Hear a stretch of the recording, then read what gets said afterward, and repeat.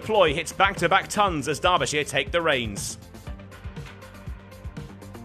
Late runs and wickets from Chris Rushworth gave Durham a slight advantage heading into the third day of play at the Sayat Unique Riverside. Derbyshire's second innings underway, but Godalming and night watchman Connors had already departed, leaving them 19 for 2, leading by just 6.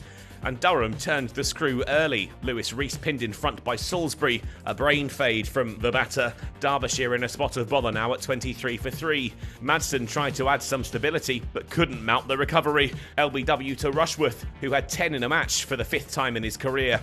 Plooy and Guest were wary. It hadn't been going to plan for Derbyshire so far, and they were the batters asked to try and rebuild. They moved the score past 50, up to the mark with a lovely drive from the keeper. The confidence grew with the score. It was heading now for 100. And it was up to 103 for 4 at the break. The day not off to the best of starts, but the lead was now 90 and the recovery was on. And the partnership flourished after lunch. Guest the first of the duo to move to 50. His came from 122 deliveries. And Plooy followed with the very next ball, racing to his in almost half the time of his partner, up to the mark with the 9th 4 of his innings. The 5th wicket partnership were putting a spanner in the works for Durham, worth 100 off 167 balls, evenly shared between the two Derbyshire batters, who soon moved the score beyond 150, a fine rebuilding job put on by the pair, ensuring Derbyshire still had more than a chance in this match. Try as they might, Durham couldn't separate them, and before long they had 200 on the board. The score was up to 225 for 4 at the break, and the lead was now 212. Derbyshire in the ascendancy heading into the final session of the day.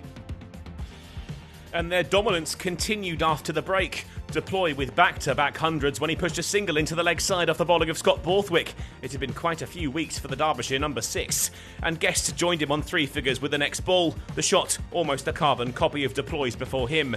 He'd taken 216 balls to reach the mark.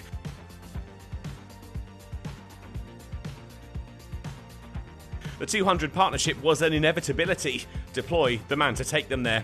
The lead grew, as did the Durham frustration. Derbyshire beyond 250, and they had the chance to set their hosts a really tricky target now.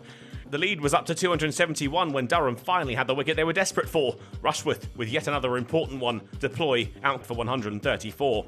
Cartwright steered them beyond 300 with 2 off the bowling of Ben Rain, but Brooke Guest wouldn't be able to stick with him for long, out LBW for 116.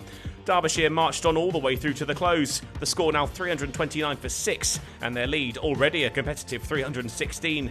They'll probably look to add a few more before giving Durham the chance to reply, but heading into day 4, it's the visitors who look the most likely.